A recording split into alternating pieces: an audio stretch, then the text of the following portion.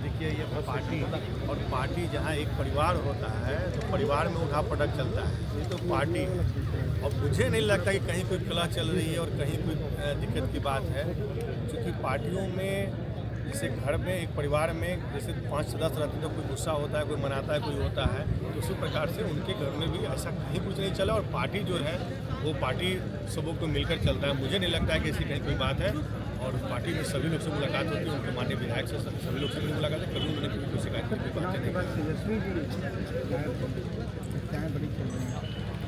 देखिए उनको बिहार में रहना चाहिए और खासकर अभी नहीं भी है तो कोई बात नहीं। इसमें सदन चल रहा था, हम लोग भी जीत कर गए थे, तो हम लोग की भी इच्छा थी कि विपक्ष की भूमिका क्या होती है, विपक्ष का रोल क्या होता है। तो कहीं ना कहीं हम लोग जब जीत कर गए और सदन में गए तो विधानसभा में हम लोग भी खोज रहे थे कि भाई नेता प्रतिपक्ष कहाँ है, तो पता चला कि विदेश यात्रा पे है। तो मुझे लगता है कि अभी उनको नहीं भी है तो कोई बात नहीं, कम से कम उनको सदन में रहना चाहिए, क्योंकि सदन में क्या है कि विपक्ष की एक महत्वपूर्ण भूमिका होती है। और जब विपक्ष रहते हैं तो हम लोगों को जानने का मौका मिलता है कि कैसे विपक्ष का कोई भी बजट आता है या कोई भी अनुपूरक आता है या कोई भी चीज़ का होता है तो उस पर विपक्ष की भूमिका क्या होती है, कैसे वो बोलते हैं। लेकिन बहुत बड़े दुख की बात है कि हम लोग को ये देखने का सौभाग्य नहीं मिला। इन दिनों राबड़ी आवास खाली कम गांधी चल रहा है।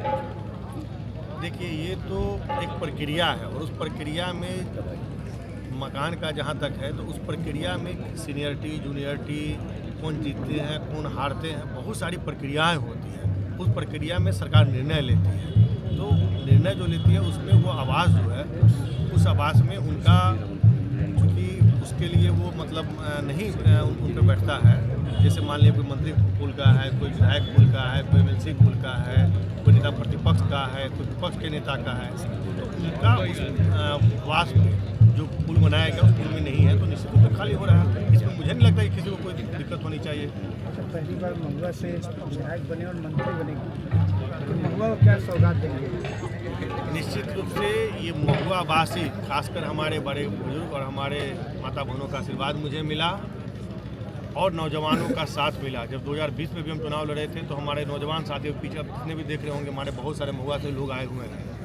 तो कहीं ना कहीं नौजवान साथियों का देन है आज इस मुकाम पे हम पहुँचे हैं। क्योंकि 2020 में भी जब हम चुनाव लड़े तो इन लोगों ने मजबूती के साथ मेरा साथ दिया था, भले हम चुनाव हार गए, लेकिन 20 से लेकर 25 तक निरंतर एकदम हमारे जो साथी हमारे साथ रहे और हमेशा मेरा साथ देते रहे। उन लोगों ने कहा कि जितना वोट आया है उसके अनुकूल जितने भी हमारे लोग हैं, मेरे विधायक आप ही हैं, और उनका यही विश्वास था कि 5 साल तक लगातार हम क्षेत्र में बने रहें और क्षेत्र की जनता का काम करते रहें।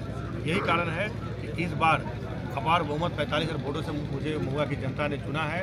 इसके लिए हम आभार प्रकट करते हैं, धन्यवाद देते हैं। साथ ही अपने नेता आदरणीय श्री चिराग पासवान जी को धन्यवाद देते हैं कि उन्होंने भी विश्वास जताते हुए 2020 में चुनाव हारने के बाद भी पुनः 2025 में मुझे मौका दिया और चुनाव जीतने के बाद आज उनका विश्वास और उनका आशीर्वाद था कि आज मैं आप लोगों के बीच में बिहार सरकार के मंत्री करूँगा। वैशाली पुलिस का एक वीडियो सामने आया जो दियारा क्षेत्र में शराब जब्त गंगा नदी में बहा दिया गया है।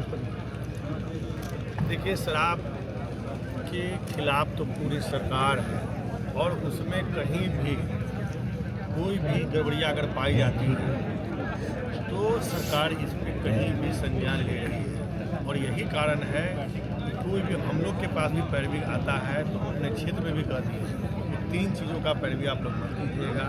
एक तो दारू बेचने वाले और दारू के संबंधित कोई पैरवी नहीं कीजिएगा। दूसरा किसी लड़की का अगर रेप करके आते हैं उसकी पैरवी हम नहीं कर सकते। तीसरा आप कोई चोरी करके आते हैं तो हम नहीं कर सकते। बाद बाकी जितने भी आप काम करके आएंगे सारी आपको कोई भी दिक्कत होगी उसकी पैरवी हम जब शराब को गंगा नदी में बहा दिया गया, गंगा प्रदूषित हो रही है।